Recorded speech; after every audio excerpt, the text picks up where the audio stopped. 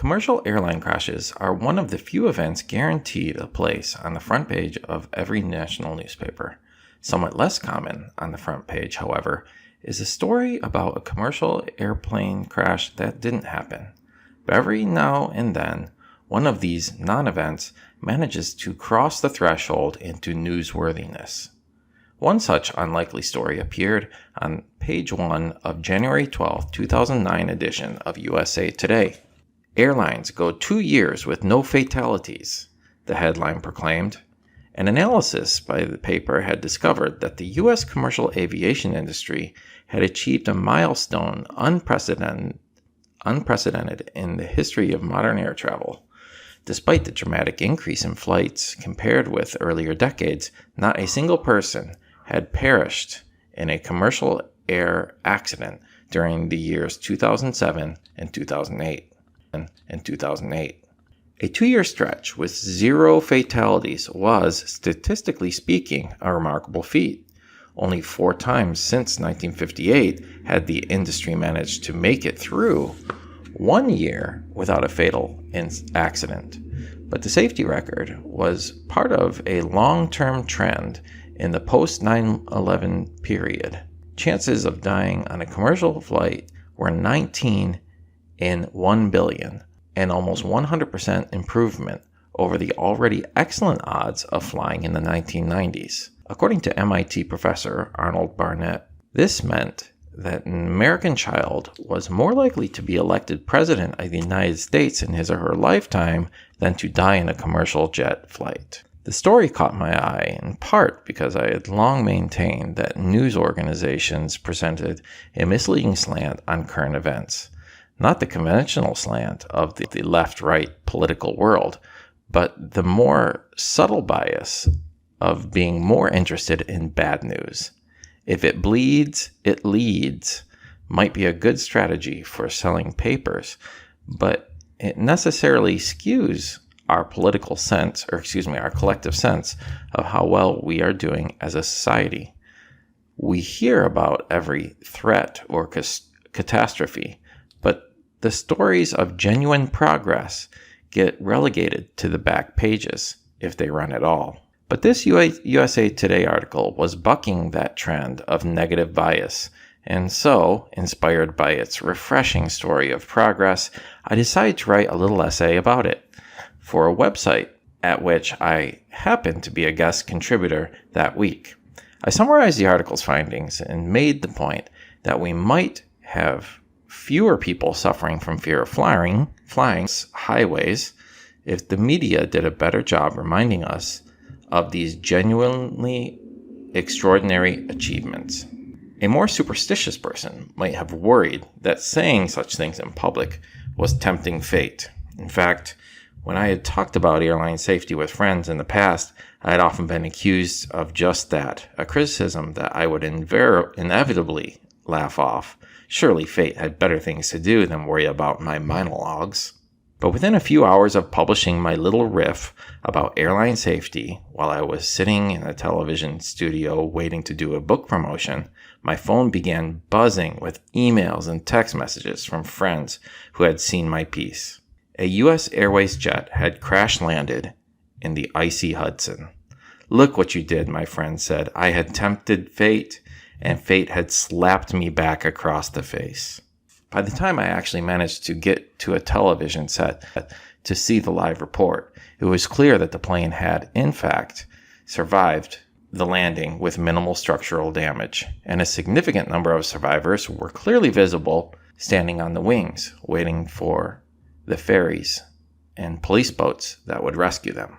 I penned a quick, sheepish entry promising to keep mum about safety for a while and mothball that piece I was working on about the planet's amazing streak of avoiding species-extinguishing asteroid collisions. Then, a funny and wonderful thing happened. The world quickly learned that all 155 passengers and crew aboard Flight 1549 had survived, and almost no serious injuries. Flight 1549 went from being a devastating rebuke to my optimism about commercial aviation to being a ringing endorsement of it. If you believe in the sort of thing You might have said that I had tempted fate, and fate had blinked. Of course, I had nothing to do with the safe landing of U.S. Airways 1549. The question was, who or what was responsible for that plane managing to lose 2 engines during takeoff and still keep its cargo secure? The mass media quickly offered up 2 primary explanations, both of which turned out to be typical interpretations of good news. First, there was the hero narrative. Captain Chelsea Sully Sullenberger, who had indeed brilliantly navigated the plane into the river with great poise under unthinkable pressure. And then there was the quasi-magical rhetoric that quickly became attached to the event. The miracle on the Hudson. Those were the 2 options. The plane floating safely in the Hudson could be explained only by superheroes or miracles. There was no denying Sullenberger's achievement that day. But the fact is, he was supported by a long history of decisions made by thousands of people over the preceding decades, all of which set up the conditions that made that perfect landing possible. A lesser pilot could have still failed catastrophically in that situation, but as good as Sullenberger was, he was not working alone. It was surprising and thrilling that all 155 people survived the crash, but there was nothing miraculous about it. The plane survived because a dense network of human intelligence had built a plane designed to withstand exactly this kind of failure. It was an individual triumph, to be sure, but it was also, crucially, a triumph of collectively shared ideas, corporate innovation, state-funded research, and government regulation. To ignore the story of the miracle on the Hudson is not to neglect part of the narrative for dramatic effect. It is to fundamentally misunderstand where progress comes from and how we can create more of it.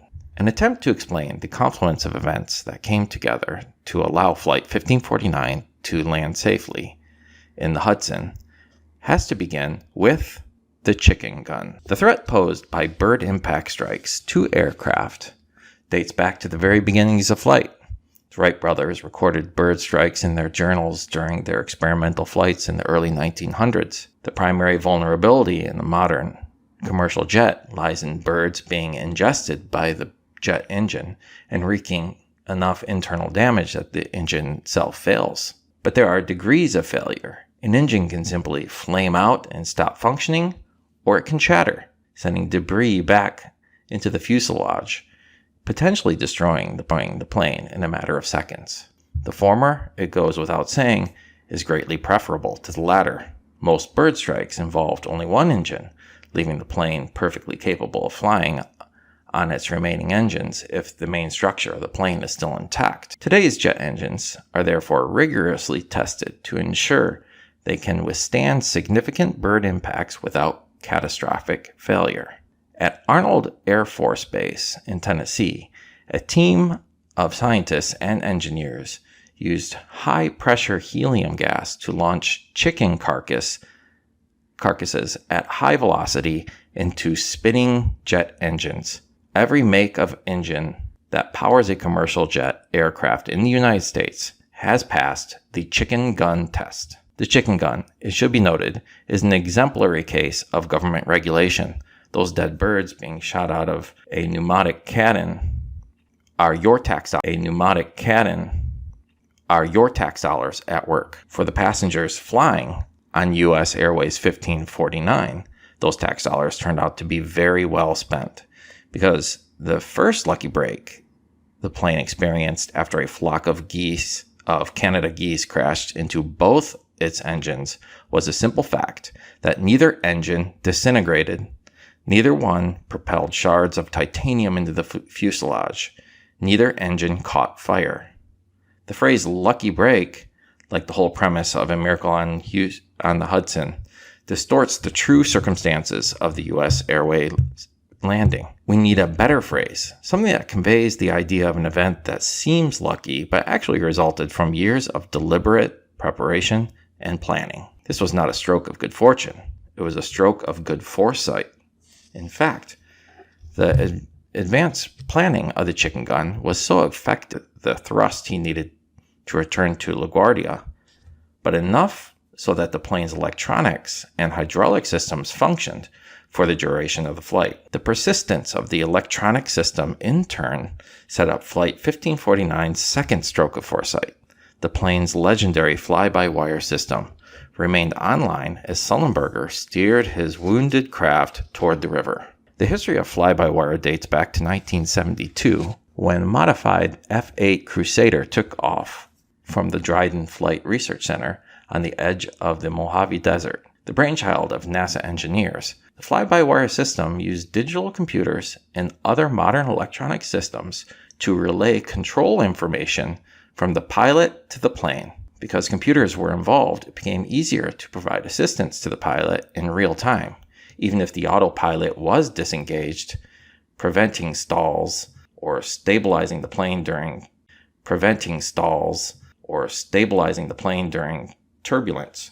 Inspired by the NASA model, engineers at Airbus in the early 1980s built an exceptionally innovative fly-by-wire system into their Airbus A320, which began flying in 1987.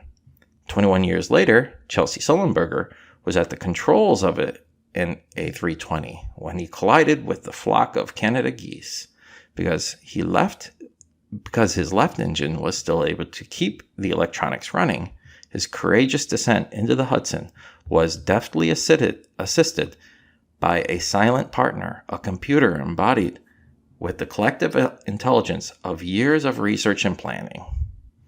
William Langweish describes the digital aid in his riveting account of the flight, Fly-by-Wire.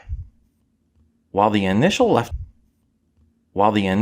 turn, Sullenberger lowered the nose and went to the best gliding speed, a value which the airplane calculated all by itself, and presented to him a green dot at the speed scale of his primary flight display. During the pitch changes to achieve that speed, a yellow trend arrow appeared on the scale, pointing up or down from the current speed, which with predictions of speed 10 seconds into the future, an enormous aid in settling onto the green dot with a minimum of oscillation. Whenever he left the side stick alone in the neutral position, and the airplane held its nose steadily at whatever pitch he had last selected, that the airplane's pitch trim was automatic and perfect at all times. Most non-pilots think of modern phrases as possessing two primary modes: autopilot, during which the computers are effectively flying the plane, and manual, during which humans are in charge. But fly-by-wire is more subtle innovation. Sullenberger was in command of the aircraft as he steered it toward the Hudson, but the fly-by-wire system was silently working alongside him throughout, setting the boundaries or optimal targets for his actions. The extraordinary landing was a kind of duet between a single human being at the helm of the aircraft and the embedded knowledge of the thousands of human beings that had collaborated over the years to build the Airbus A320's fly-by-wire technology. It is an open question whether Sullenberger would have been able to land the plane safely without all that additional knowledge at his service. But fortunately for the passengers of Flight 1549, they didn't have to answer that question. The maple syrup event. New Yorkers are no strangers to strong odors, predictable emollients. A smell that was more unnerving than the usual offenders, trash, sweat, urine, precisely because it was so delightful. The unmistakable scent of maple syrup. The scent would saturate an entire neighborhood like some kind of sweet miasma. The maple syrup smell was fickle, though. Every month or two, Manhattanites in various neighborhoods on the west side of the island would encounter it for a few hours before it faded. The maple syrup smell would drape itself over Morningside Heights one afternoon, disappear for a few weeks, then reemerge in Chelsea for a few passing hours, before vanishing again. Fearing a chemical warfare attack, presumably from the Aunt Jemima wing of Al-Qaeda, thousands of New Yorkers reported the smell to the authorities. The New York Times first wrote about it in October 2005. Local blogs covered each outbreak, augmented by first accounts in their comment threads.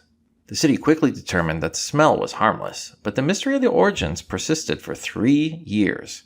In an earlier era, getting the word out about the innocuous nature of the smell would have been a challenge for the authorities.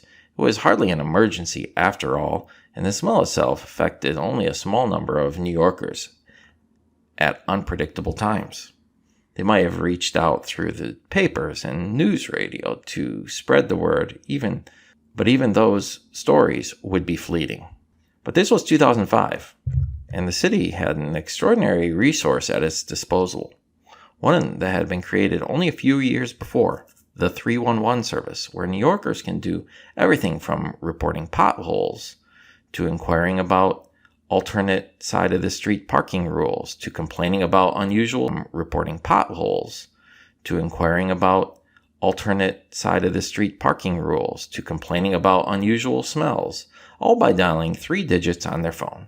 Launched in March of 2003, 311 now fields on average more than 50,000 calls a day, offering callers information about more than 3,000 services, school closings, recycling rules, homeless shelters, park events, pothole repairs.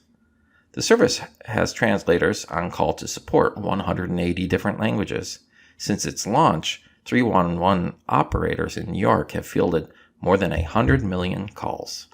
Having those 311 call centers in place before the city offered the city a direct medium with which to communicate with citizens worried about the strange breakfast smells saturating their neighborhoods. During quote-unquote maple syrup events, as explained to the caller, the smell was harmless and that they should go about their business as usual. But the true genius of 311 lies in the fact that it is a two-way system. 311 callers get the information they need from the service, but the city also learns from the information the callers contribute. Each call is tagged and categorized and mapped so that the city can detect patterns in the otherwise overwhelming chaos of a teeming metropolis.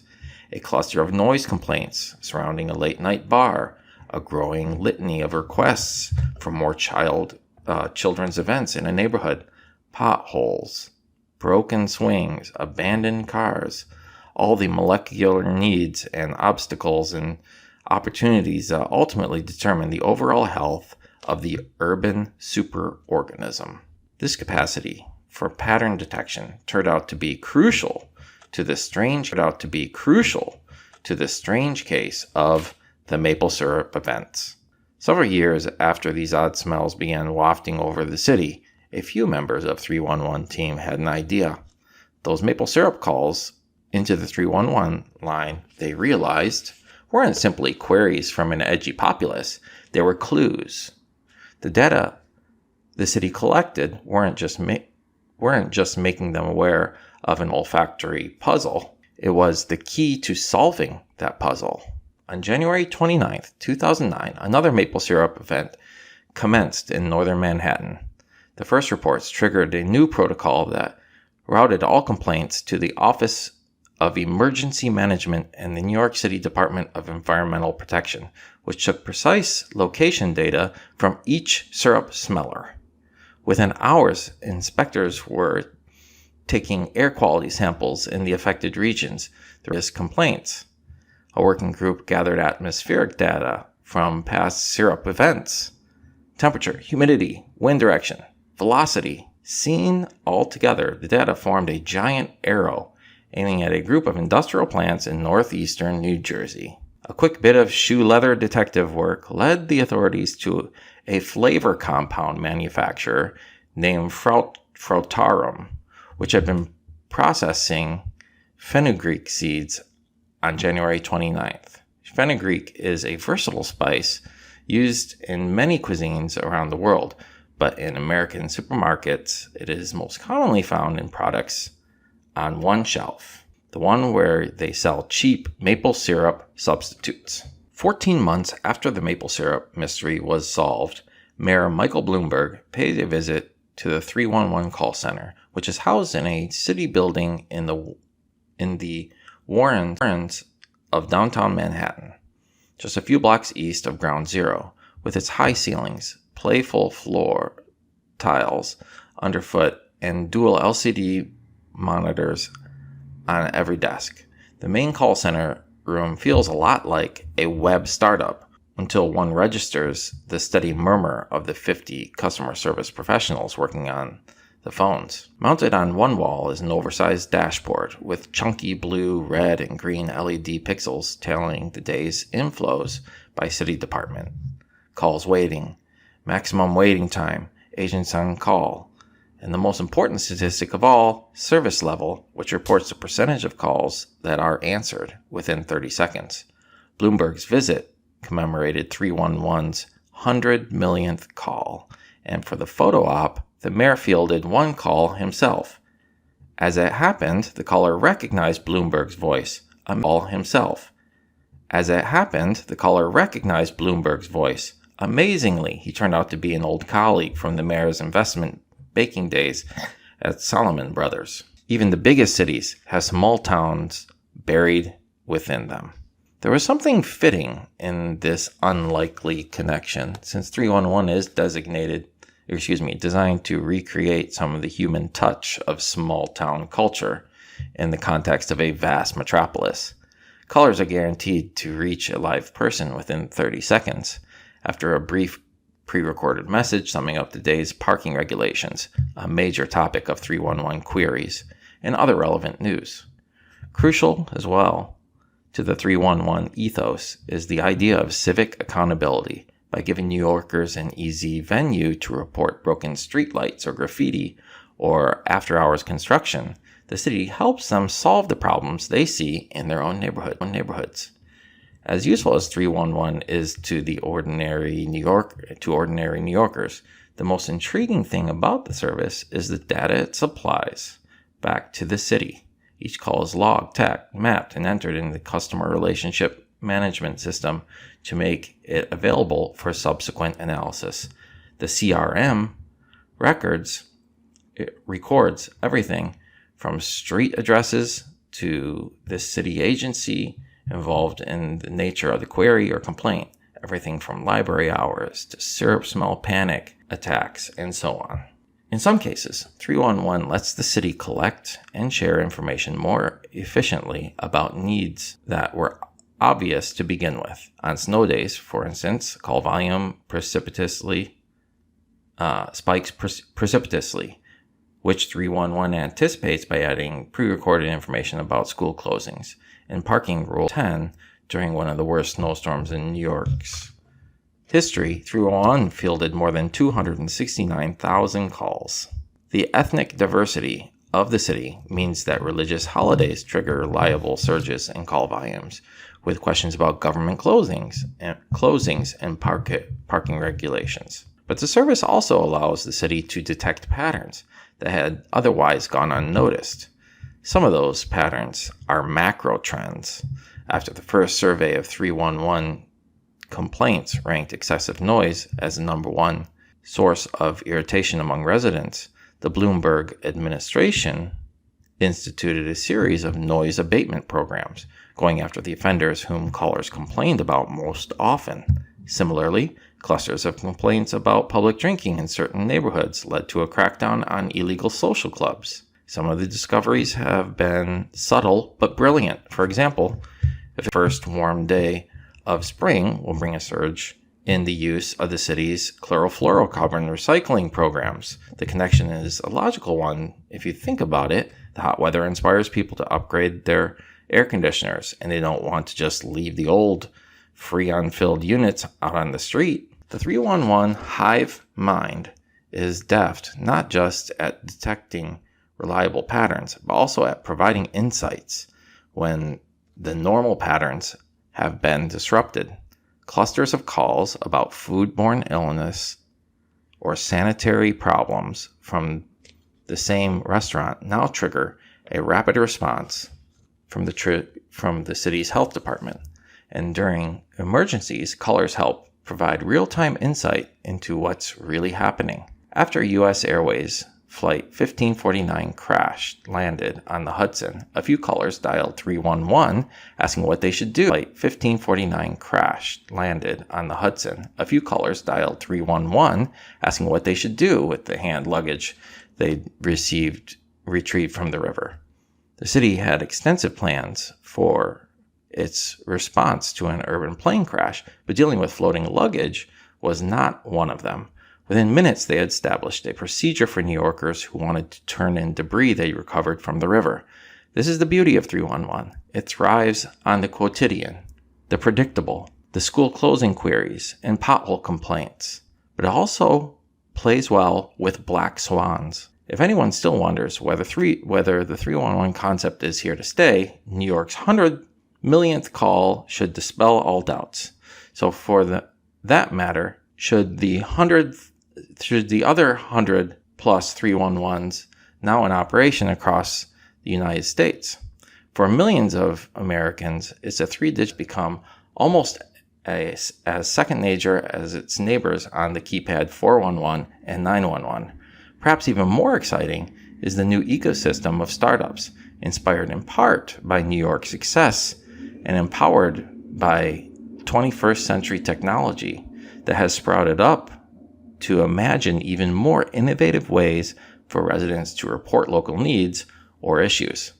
A service called See-Click-Fix lets users report open fire hydrants, dangerous intersections, threatening tree limbs, and the like.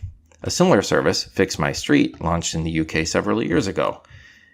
In proper Web 2.0 fashion, all reports are visible to the community, and other members can vote to endorse the complaints. Another startup, Block Chalk, has released an iPhone app that uses GPS data to allow users create notes tagged to specific city sourced. An angel-backed startup has partnered with the city of San Jose to serve as a high-tech front for its 311 system. A New York-based site called Uncivil Servants collects reports and photos of government workers abusing park rules around the city and ranks the top offenders by department. The worst abuser, by a wide margin, is the New York Police Department. There's even a new Australian urban reporting site called Memorably, It's Buggered, Mate. Taking together all this adaptive, flexible, urban reporting points the way toward a larger and potentially revolutionary development. The